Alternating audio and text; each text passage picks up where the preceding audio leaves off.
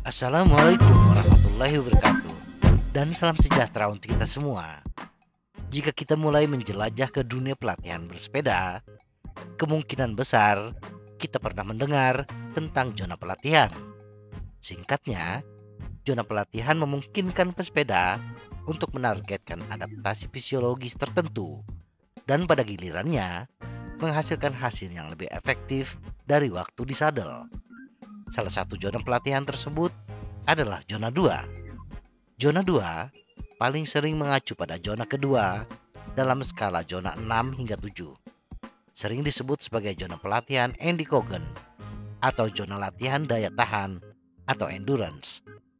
Pelatihan zona 2 adalah zona latihan intensitas rendah yang merupakan peningkatan dari intensitas pemulihan murni, berguna untuk perjalanan pemulihan aktif dan interval pemulihan antara upaya intensitas tinggi dan satu level di bawah intensitas tempo dalam model zona 6 hingga 7. Zona latihan endurance berintensitas rendah dan lebih mengandalkan sumber tenaga aerobik.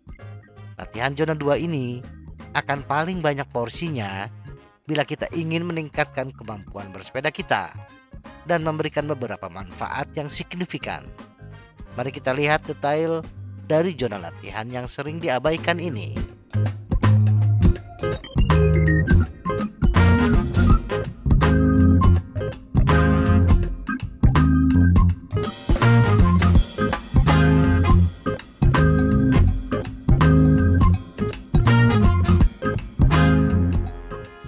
Apa itu zona latihan ketahanan? Zona ketahanan umumnya dikenal sebagai zona 2 dengan cara bersepeda dengan mengerahkan tenaga 55% hingga 75% dari FTP. Zona 2 adalah berlatih mempertahankan kecepatan ketahanan alami.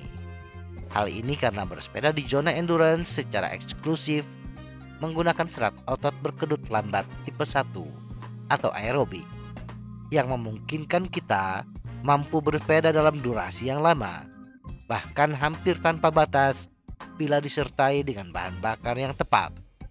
Latihan pada intensitas ini relatif rendah kelelahan, namun memicu lebih banyak stimulus adaptif dibandingkan bersepeda dengan kecepatan pemulihan murni. Sebagian besar pesepeda menyamakan zona ketahanan dengan perjalanan panjang atau lambat.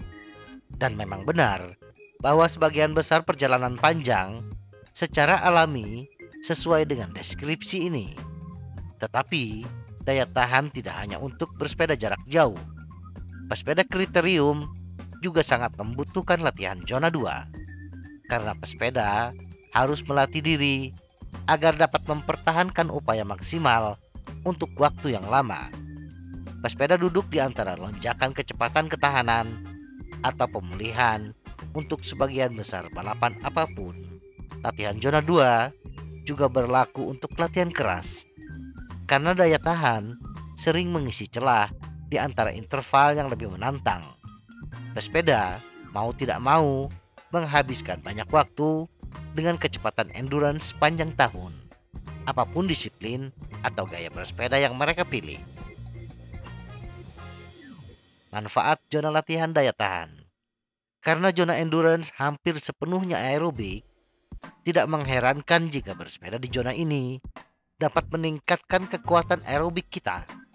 Salah satu manfaat aerobik paling signifikan dari endurance adalah perkembangan kepadatan mitokondria, peningkatan kapilarisasi, dan produksi enzim. Tubuh dapat secara efektif menggunakan lemak untuk bahan bakar bersepeda daya tahan, dan kemampuan ini meningkat dengan pengulangan. Hal ini menjadikan zona 2 sebagai zona latihan yang bermanfaat untuk menyempurnakan komposisi tubuh. Membangun basis aerobik dengan pelatihan zona 2. Hasil latihan zona 2 terhadap tubuh kita memang membutuhkan waktu yang agak lama untuk terlihat.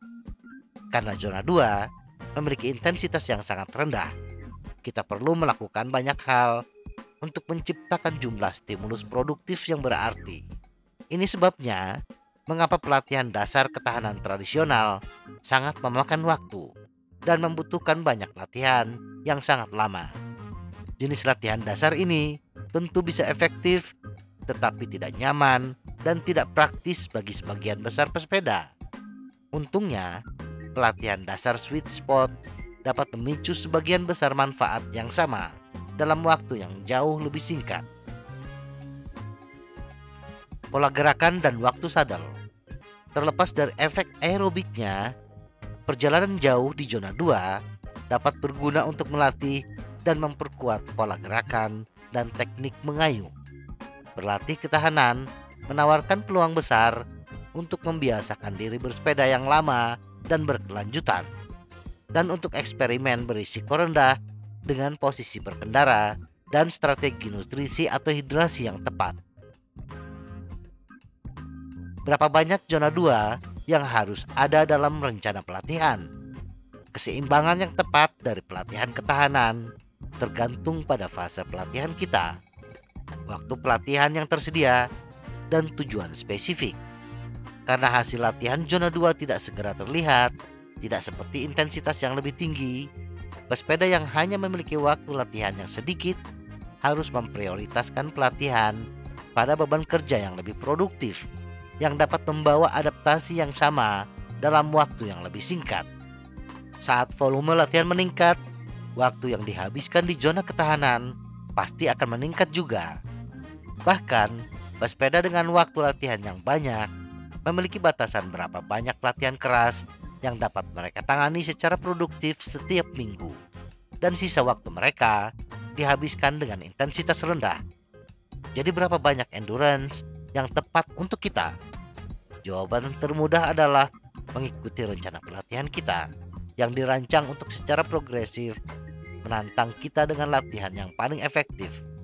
Tetapi pada umumnya, latihan zona 2 dialokasikan 80% dari total waktu latihan.